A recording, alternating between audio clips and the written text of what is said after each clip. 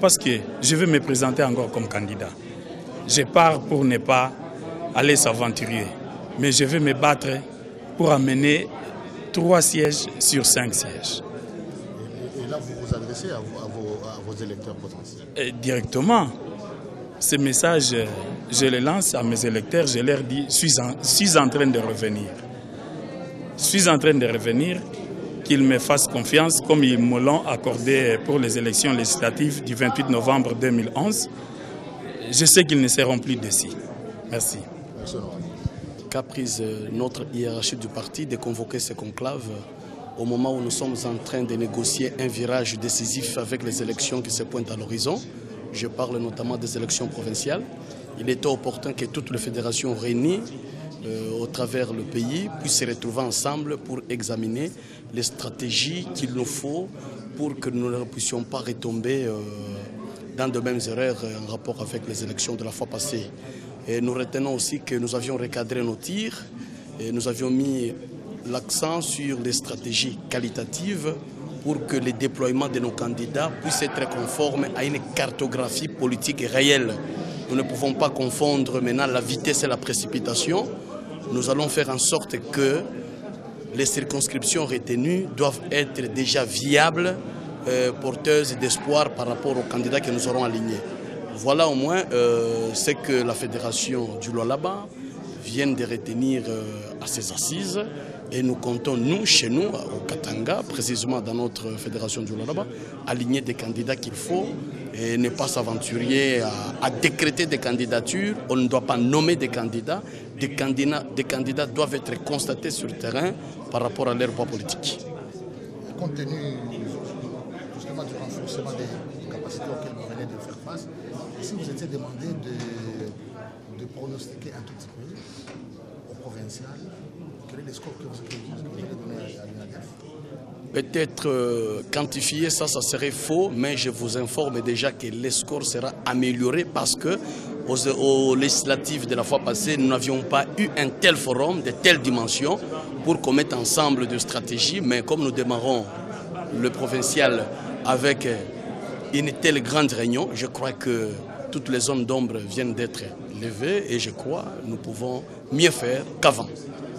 C'est pour la première fois que nous puissions assister à de telles assises, une occasion qui nous a offerte par la haute hiérarchie du parti pour que nous puissions passer en revue les processus électoraux des élections législatives 2011 et aussi voir dans la mesure du possible qu'est-ce que nous pouvons proposer pour les futures échéances électorales. Vraiment, c'était une bonne occasion pour nous. Et aussi, les moments pour nous, vous savez, là chez nous, moi je suis du territoire d'Issangi, nous avons un problème épineux, une occasion aussi pour nous d'exprimer l'inquiétude des gens d'Issangi en ce qui concerne les ponts qui s'étaient écroulés depuis l'année passée et jusqu'à présent, la population est enclavée et les travaux de réhabilitation n'ont pas encore recommencé. Si pas dire les travaux de reconstruction parce que c'est un pont à reconstruire. Et notre problème, c'est aussi le problème du bac. Le territoire avait son bac qui avait une grande capacité d'accueil, mais malheureusement, ce bac a été échangé un peu avec un autre d'une petite capacité d'accueil et ça pose aussi problème pour les traversées de véhicules. Il y a beaucoup de députés provinciaux dans notre parti et puis nous voulons aussi qu'il y ait une bonne sensibilisation, une mobilisation intense dans notre milieu, comme surtout c'est notre milieu rural. Nous voulons que les membres soient tellement mobilisés et qu'ils puissent choisir des bons candidats valables aux élections prochaines. Et surtout la formation de témoins, sur moi ça m'a éveillé. Parce que quand les témoins ne sont pas formés, et chaque fois il y a des difficultés.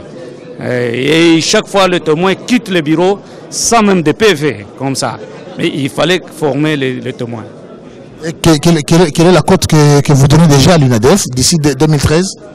En tout cas, je vois au moins 80% de chances pour l'UNADEF. J'essaie un peu de me répéter parce que je dis ça, comme il y a eu formation des présidents et des cadres de l'UNADEF, nous allons maintenant rendre cette situation à la base. Et nous allons former la base et surtout le témoin pour que nous ne puissions pas vivre encore dans la situation passée. Qu'on avait invalidé un député élu parce que peut-être il manquait quelque chose. C'est pourquoi quand on a formé ces gens, nous sommes d'accord que cette fois-ci, nous allons vraiment prendre le taureau donc, par le corps. Il y a eu l'évaluation d'abord des élections 2011. Et il y a eu les stratégies à prendre aux élections 2013. Ce que j'ai retenu, toutes les erreurs qui ont été commises, que nous avons récoltées aux élections passées, nous avons pris les dispositions à ne pas en revenir. Et je trouve qu'on a 1000 chances puisque nous avons arrêté de bonnes stratégies par rapport aux élections qui se pointent à l'horizon. 1000 chances, c'est déjà une cotation que vous vous donnez vous-même. Et quelles sont les stratégies que vous avez arrêtées? Oui, nous avons arrêté de bonnes stratégies telles que des témoins. Je pense qu'on s'était recruté les témoins la fois passée de n'importe quelle manière, de n'importe quelle façon. Et cette fois ici, les témoins seront formés avant d'être accrédités par le parti. Alors voilà l'une des stratégies que je peux illustrer directement, qui m'a beaucoup donné la garantie à la réussite aux élections qui viennent. Et la santé de votre parti chez vous, dans le Kassai occidental? Ah oui, la santé, ça évolue très bien. Vous savez que malgré bien même nous ne sommes pas retrouvés aux élections passées, nous devons, dans le but du parti, ne pas se fatiguer pour atteindre toujours le but. Alors je vous dirais que la santé est là, le parti évolue très bien.